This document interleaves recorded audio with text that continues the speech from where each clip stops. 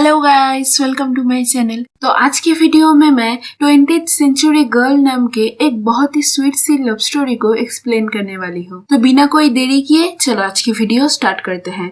Film के शुरुआत में हम एक आदमी को साफ सफाई करते हुए देखते हैं। तभी उनके पास एक डिलीवरी मैन खत लेकर आते हैं जो कि अब्रॉड से उनकी बेटी बोरा के लिए आई थी। इसके बाद हम बोरा को देखते हैं जो कि एड्स के लिए वॉइस ओवर शूट कर रही थी। उसकी आवाज बहुत ही अच्छी थी जो लोगों को बहुत पसंद भी थी। काम खत्म करने के बाद उसके पास उसके पापा का कॉल आता है जो कि उसे उस खत के बारे में बता के पूछते हैं, क्या तुम किसी जोसेफ नाम के फॉरेनर को डेट कर रही हो, क्योंकि उसने तुम्हें एक एडल्ट फिल्म का सीडी भेजा है।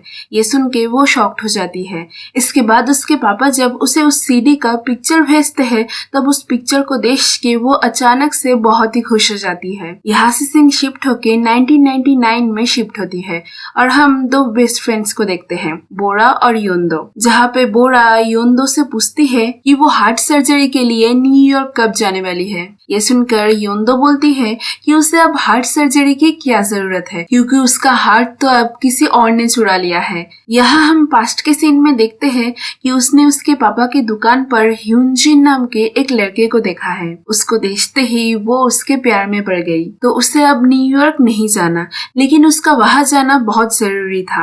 इसीलिए बोरा एक तरकीब निकालती है। वो 2 ईमेल अकाउंट्स बनाती है और योंदो को बेफिक्र होके न्यूयॉर्क अपनी सर्जरी करवाने जाने बोलती है। इसके बदले बोरा यहाँ पर रह के ह्योनजिन की सारी न्यूज योंदो तक पहुँचाने का वादा करती है। बोरा के कहने पर योंदो न्यूयॉर्क अपनी सर्जरी करवाने चली जाती है।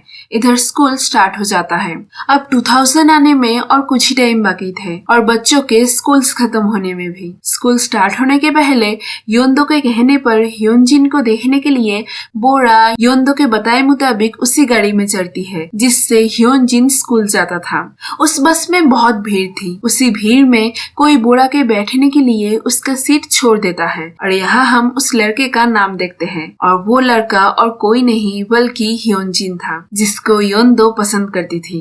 एक बार ह्योनजिन को देखने के बाद से बोरा एक एक करके ह्योनजिन के बारे में सब कुछ पता करने लगती है। उसकी हाइट से लेकर उसके जूतों का साइज, यहाँ तक कि उसके घर का एड्रेस भी। ये सब कुछ जान के वो सारी जानकारी योंदो को दे देती है। योंदो बोरा से पूछती है कि क्या कोई रास्ता है ह्योनजिन के करीब जाने का। इस पर बोरा बोलती है कि ह्योनजिन का योनहो नाम का एक फ्रेंड है। ह्योनजिन के करीब जाने से पहले उसको योनहो के करीब जाना होगा और किसी ऐसे क्लब में एंटर करना होगा जहाँ ह्योनजिन एंटर करने वाला है। अगले दिन ह्योनजिन को खेलते हुए चोट लग जाती है। ये जान के बोरा कुछ बहाना करके डॉक्टर्स रूम में जाती है और छुप छुप के योनहो और ह्योनजिन की बातों को सुन लेती है, जहाँ पर वो दोनों ये बातें कर रहे थे कि वो दोनों ब्रॉडकास्टिंग क्लब में ज्वाइन करेंगे जहाँ पर सिर्फ उसको ही सिलेक्ट किया जाएगा जिनकी आवाज चीयरफुल होगी। ये सुन के बोरा सोचती है कि वो भी उसी क्लब में ज्वाइन होने के लिए ऑडिशन देगी। तो अगले दिन वो ऑडिशन देती है जहाँ वो सबको इम्प्रेस करने के लिए अपना हर एक स्किल्स दिखाती है। बोरा की काबिलियत देख के ह्योनजिन क्लब के मेंबरशिप से अपना नाम हटा देता है क्योंकि क्लब में लास्ट में सिर्फ एक ही इंसान ज्वाइन कर सकते थे। तो बोरा क्लब में ज्वाइन तो हो जाती है लेकिन ह्योनजिन ही उस क्लब में नहीं रहता, लेकिन वहाँ योनहो रहता है। अगले दिन बोरा उन दोनों को नंबर डायल करते हुए देख लेती है। ये देश के रात में वो उसके घर के पास के टेलीफोन बूथ पर जाके वहाँ के सभी नंबर्स पर एक एक करके कॉल करने लगती है। जिस भी नंबर का लास्ट 5 डिजिट्स ह्योनजिन के नंबर से मिलता था वो बहुत सारा नंबर्स ट्राई कर लेती है लेकिन एक भी नंबर ह्योनजिन का नहीं था, जिससे वो निराश हो जाती है। इसके बाद वो लास्ट नंबर को डायल करती है और पूछती है क्या ह्योनजिन से बात हो सकती है। इस पर सामने से कोई बोलता है कि तुम हो कौन। ये सुन के बोरा बहुत ही खुश हो जाती है क्योंकि इतने प्रयासों के बाद उसे ह्योनजिन का नंबर जो मिल गया था। इसके बाद बोरा सर्वे के नाम पर ह्योनजिन से पहले उसका फेवरेट सॉन्ग का नाम पूछती है और इसके बाद उससे उसका पेजर नंबर पूछती है। इस पर सामने से योनहो उसे बोलता है तुम बोरा हो ना। ये सुन के बोरा एम्बेरेस्ड हो जाती है और कॉल कट करके तुरंत वहाँ से भाग जाती है। यहाँ पर हम समझ पाते हैं कि योनहो ह्योनजिन बन के इतने टाइम से बोरा से बात कर रहा था। अगले दिन योनहो बोरा को क्लास में बहुत टीज करता है तो बोरा गुस्सा होकर उसे बोलती है कल वो ह्योनजिन बन के क्यों बात कर रहा था। इस पर योनहो बोलता है कि उसने कभी भी उसे उसे यही नहीं कहा था कि वो ह्योनजिन है। इसके बाद वो दोनों एक डील करते हैं कि योनहो बोरा को ह्योनजिन का पेजर नंबर लाके देगा, लेकिन इसके बदले बोरा को उसे एक एडल्ट फिल्म की सीडी लाके देनी होगी, क्योंकि बोरा के पापा की सीडी की दुकान थी। तो इस डील के मुताबिक बोरा अगले दिन उस सीडी को स्कूल में ले आती है, लेकिन इंस्पेक्शन के चलते वो सीडी टीचर के हाथ लग जाती है, जिसके बाद उसे ऐसी चीज स्कूल में लाने की वजह से पनिशमेंट मिलती है। तभी वहाँ योनहो उससे मिलता है और वो उससे उस सीडी को लेके चला जाता है। इसके बाद उसे उस डील के मुताबिक ह्योनजिन का पेजर नंबर दे देता है, जिसको पाके बोरा उस नंबर को योंदो को दे देती है। इसके बाद स्कूल के सभी एक ट्रिप पर जाते हैं। वहाँ पर योनहो और बोरा एक ही क्लब में होने की वजह से एक साथ थे। वहाँ पर बोरा योनहो से ह्योनजिन के बारे में पूछती है कि उसका हॉबी क्या है, फ्यूचर में वो क्या बनना चाहता है, एटसेट्रा एटसेट्रा। ये सब कुछ सुन के योनहो उसके हॉबीज और उसके फ्यूचर गोल्स के बारे में बताने लगता है, जिसको सुन के बोरा गुस्सा हो जाती है। इसके बाद वो दोनों कुछ काम करते हुए एक दूसरे के बहुत करीब आ जाते हैं, लेकिन तभी बोरा उससे दूर चली जाती है। ट्रिप खत्म होने के बाद सभी स्टूडेंट्स एक गेमिंग पार्लर में जाते हैं, जहाँ पर योनहो और ह्योनजिन की लोकल गैंगस्टर्स से लड़ाई हो जाती है और वो दोनों उन गुंडों से मार खाने ही वाले होते हैं कि तभी वहाँ पर बोरा आके उन गुंडों को एक फ्लाइंग किक मारती है और इसके बाद वो उन दोनों को वहाँ से भगा कर ले जाती है। बोरा की इतनी बेखौफ पर्सनालिटी देख के ह्योनजिन उसके प्यार में पड़ जाता है और अगले दिन उसे डिनर पर एक रेस्टोरेंट में ले जाता है, जहाँ पर योनहो काम करता था। वहाँ ले जाके ह्योनजिन बोरा को प्रपोज कर देता है। ये सुन के बोरा ह्योनजिन के सामने खुद को बुरा दिखाने के लिए अपने बारे में बहुत कुछ उल्टा पुल्टा बातें बोलने लगती है और ये सब कुछ बोल के वहाँ से निकल जाती है। पिछले दिन उस फ्लाइंग किक के वजह से बोरा के पैर में चोट लग गई थी, लेकिन फिर भी वो ह्योनजिन से छुपने के लिए भाग के रेस्टोरेंट से बाहर चली आती है। ये देख के योनहो उसको फॉलो करते हुए उसके पास जाता है और उसका बैंडेज थोड़ा खुला हुआ देख के उसे ठीक कर देता है। योनहो को उसका ख्याल रखते देख के बोरा को बहुत अच्छा लगता है। आगे सभी स्टूडेंट्स फिर से एक ट्रिप पर जाते हैं, जहाँ रात में सभी लड़कियां बहुत ड्रिंक कर लेते हैं और तभी वहाँ पे टीचर आ जाते हैं। तो टीचर से छुपने के लिए सभी इधर उधर भाग जाते हैं। तभी योनहो आके बोरा को छुपाने के लिए एक जगह पर ले जाता है। वहाँ नशे की हालत में बोरा योनहो को उसके दिल की बात बता देती है और योनहो तो पहले से ही उसे पसंद करता था। इसके बाद वहाँ पर उन दोनों के बीच एक स्वीट सा किस होता है। अगले दिन बोरा, योनहो और ह्योनजिन एक साथ फोटो खींचते हैं, जिसके बाद बोरा उस फोटो को योंदो को भेज देती है। अगले सीन में योनहो बोरा से मिलने जाता है। वहाँ पर वो दोनों अच्छे टाइम स्पेंड करते हैं। योनहो बोरा को उसके पुराने घर पर ले जाता है। वहाँ बातें करते हुए वो दोनों एक दूसरे को किस करने ही जाते हैं कि तभी पेड़ से एक फ्रूट गिरने की वजह से वो किस नहीं हो पाती। इसके बाद बोरा के घर जाने से पहले वो योनहो को बोलती है, क्या तुम मेरे साथ फिल्म देखने चलोगे? इस पर योनहो बोरा को एक स्वीट सा किस करके बोलता है कि अगले वीकेंड पर हम जा सकते हैं। ये सुन के बोरा खुश होके घर चली जाती है और योंदो को एक सीक्रेट मेल लिखती है कि उसे भी प्यार हो गया है। अगले दिन ह्योनजिन, बोरा और योनहो आइसक्रीम पार्लर पर मिलते हैं, जहाँ पर योनहो और ह्योनजिन दोनों ही बोरा को ही देखे जा रहे थे। वहाँ पर कुछ टाइम बाद योंदो आती है। इतनी दिनों बाद योंदो को देख के बोरा इमोशनल हो जाती है। इसके बाद वो दोनों घर पर जाते हैं।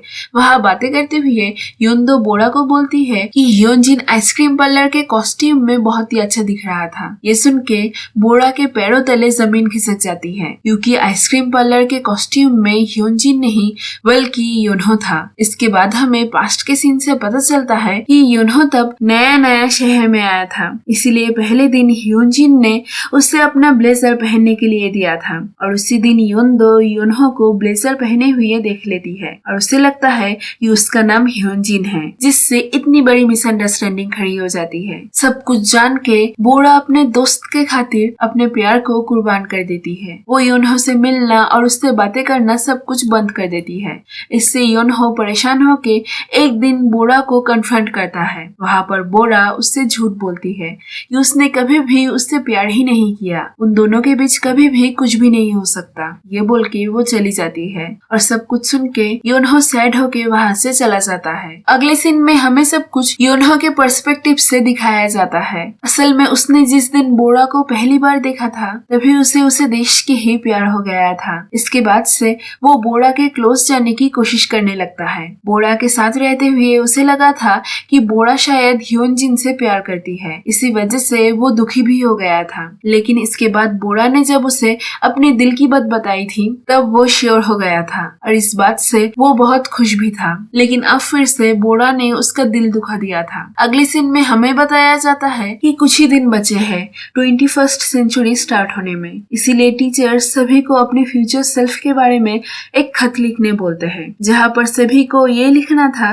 कि वो लोग अपने आप को फ्यूचर में कैसे बनता देखना चाहते हैं। आगे वो चारों डबल डेट पर जाते हैं, जहाँ बोरा जबरदस्ती योंदो और योनहो को एक साथ छोड़ के ह्योनजिन को लेकर रोलर कोस्टर की राइड करने चली जाती है, ताकि योंदो और योनहो एक साथ टाइम गुजार पाए। वहाँ योंदो योनहो को कुछ बताने जाती है, लेकिन इसके पहले ही योनहो उसे रोक के बोलता है कि उसे भी रोलर कोस्टर की सवारी करना है। ये बोल के वो बोरा के साथ राइड पर चला जाता है और ह्योनजिन को भेज देता है। ह्योनजिन के चले आने के बाद योंदो उससे बातें करने लगती है, जहाँ उसे बातों ही बातों में पता चलता है कि बोरा और योनहो एक दूसरे को पसंद करते हैं। ये सुन के योंदो को बहुत बड़ा झटका लगता है, क्योंकि उसके हिसाब से बोरा ने उसे धोखा दिया था। उधर योनहो को ऊंचाई से डर लगने के बावजूद वो रोलर कोस्टर में चढ़ता है और रोलर कोस्टर स्टार्ट होते ही वो डर के मारे बोरा का हाथ पकड़ के उसे बोलता है कि वो उससे बहुत प्यार करता है। राइड खत्म होने के बाद वो दोनों एक दूसरे से बातें करते हैं, जहाँ पर योनहो उसे बताता है कि वो न्यूजीलैंड जाने वाला है। असल में योनहो के पेरेंट्स का डिवोर्स हो गया था, जिसके बाद योनहो उसके पापा के साथ यहाँ रहता था और उसका भाई उसके माँ के साथ रहता था। तो इसीलिए उसके भाई से मिलने जाने के लिए वो न्यूजीलैंड जा रहा था। सब कुछ बोल के योनहो उसे थैंक यू बोलता है। बोरा ने उसके लिए जो भी कुछ किया उन सब के लिए। सब कुछ सुन के भी बोरा उसे कुछ भी नहीं बोलती और वहाँ से चली जाती है। घर लौटते वक्त योंदो बोरा को कन्फ्रंट करती है और उसे बोलती है, तुमने मुझसे क्यों छुपाया कि तुम योनहो को पसंद करती हो? तुम्हें क्या लगा था एक लड़के के लिए हमारी दोस्ती खत्म हो जाएगी? ये बोल के वो रोते हुए वहाँ से चली जाती है। योंदो को ये गिल्ट अंदर ही अंदर खाए जा रही थी कि आज उसके वजह से बोरा अपने खुशियों का बलिदान दे रही है। इसके बाद घर पहुँच के वो अपने सीक्रेट मेल में बोरा की मेल देखती है, जहाँ पर उसने योनहो के बारे में सब कुछ लिखा था। ये देख के उसे बोरा के लिए बहुत बुरा लगता है और अगले दिन वो योनहो से मिलके उसे सब कुछ बता देती है कि बोरा उसके लिए योनहो से दूर जा रही है। सच पता चलने के बाद योनहो तुरंत बोरा से मिलने उसके घर पर जाता है, लेकिन तब बोरा वहाँ नहीं थी। उसके भाई का एक्सीडेंट हो गया था, इसीलिए वो तब हॉस्पिटल में थी। बोरा सारी रात वहाँ ही रहती है और इधर योनहो पूरी रात बोरा के आने का वेट करता रहता है। अगले दिन बोरा जब स्कूल पहुँचती है तब योंदो उसे बोलती है कि योनहो आज ही न्यूजीलैंड जाने वाला है। कल वो पूरा रात तुम्हारे लिए वेट कर रहा था, प्लीज एक बार जाके उससे मिल लो। सब कुछ सुन के बोरा तुरंत योनहो से मिलने जाने के लिए निकल पड़ती है और ह्योनजिन उसे बाइक पर स्टेशन छोड़ता है। स्टेशन पहुँच के वो योनहो को ढूंढने लगती है। कुछ टाइम बाद वो योनहो को ढूंढ लेती है और उसे देख के रोते हुए उसे बोलती है कि उसने पहले झूठ बोला था कि वो उससे प्यार नहीं करती, लेकिन असली बात तो ये है कि वो उससे बहुत प्यार करती है। वो जब ये सब कुछ बोल रही थी तभी वहाँ पर ट्रेन आ जाती है और योनहो ट्रेन पर चढ़ जाता है और इसके बाद रोते हुए उसे बोलता है कि वो भी उससे बहुत प्यार करता है और वो जल्द ही वापस आ जाएगा, क्योंकि वो बोरा से दूर नहीं रह सकता। ये बोलते ही ट्रेन स्टार्ट हो जाती है और योनहो वहाँ से चला जाता है। इसके बाद कुछ महीने बीत जाते हैं और अब ह्योनजिन और योंदो कपल्स थे। वो दोनों एक दूसरे से अब बहुत प्यार करते थे। उधर हम बोरा को देखते हैं और हमें पता चलता है कि इस पूरे वक्त योनहो और वो मेल के जरिए कांटेक्ट में थे। योनहो बोरा को बोलता है कि वो दोनों एक ही कॉलेज में भर्ती होंगे। इसी बीच न्यू ईयर आ जाता है और साल 2000 स्टार्ट हो जाती है। कुछ दिन बाद से बोरा नोटिस करती है कि उसका हर एक मेल अनरीड आ रहा था और योनहो भी उसके मेल का रिप्लाई नहीं कर रहा था। बहुत इंतजार करने के बाद थक हार के वो कॉलेज के लिए अप्लाई करती है और सभी फ्रेंड्स के साथ होम टाउन छोड़ के सेओल आ जाती है। सभी बहुत खुश थे, लेकिन बोरा नहीं। वो हर एक दिन योनहो के आने के इंतजार में गुजारती थी। इसके बाद कॉलेज भी खत्म हो जाती है। एक दिन वो योनदो के बहुत जिद करने पर ब्लाइंड डेट पर जाती है। उस लड़के का भी नाम योनहो था। ये सुन के बोरा फूट फूट के रोने लगती है। ये देख के वो लड़का घबरा जाता है। इसके बाद बोरा गुस्सा होके योनहो को फिर से कॉल करके बोलती है कि ऐसा क्या हो गया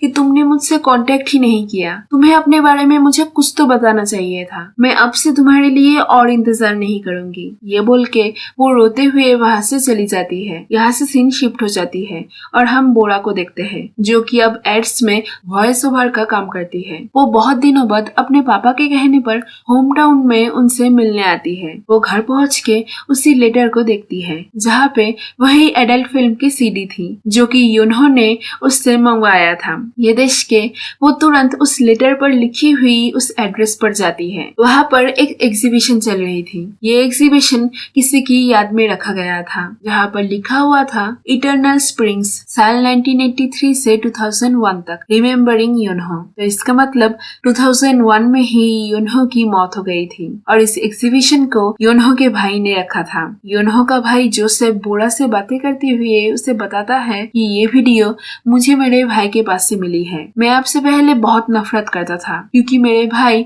मुझसे भी ज्यादा आपसे प्यार करते थे। 15 साल बाद उनके चीजों में से मुझे ये वीडियो मिली। मुझे लगा ये आपको देना चाहिए, क्योंकि आप उनकी जिंदगी में बहुत खास थे। सब कुछ सुन के बोरा रोते हुए उसे थैंक यू बोलती है, उसे सब कुछ बताने के लिए। इसके बाद वो घर जाके योनहो के वीडियो को देखती है। उसने वहाँ स्कूल का बहुत सारा इंसिडेंट कैप्चर किया था। वहाँ ज्यादातर सीन्स बोरा की थी। ये सब देख के बोरा को अच्छा लग रहा था, लेकिन फिर कुछ टाइम बाद वो एक सीन को देख के रोने लगती है, जहाँ पर योनहो बोरा को बोल रहा था, मैं तुम्हें बहुत मिस कर रहा हूँ और बहुत ही जल्दी मैं तुमसे मिलने आ रहा हूँ। 21st सेंचुरी हम साथ बिताएंगे। ये हमारे लिए बहुत यादगार होने वाली है। ये देख के बोरा फूट फूट के रोने लगती है, क्योंकि ये योनहो की आखिरी निशानी थी। अब वो इस दुनिया में नहीं रहा और यहीं पर ये कहानी खत्म हो जाती है। ये कहानी बहुत ही प्यारी थी। मैं आपको रिकमेंड करूंगी कि आप एक बार इस मूवी को जरूर देखें। तो यही तक थी आज की वीडियो। मिलते हैं नेक्स्ट वीडियो में। Thank you for watching.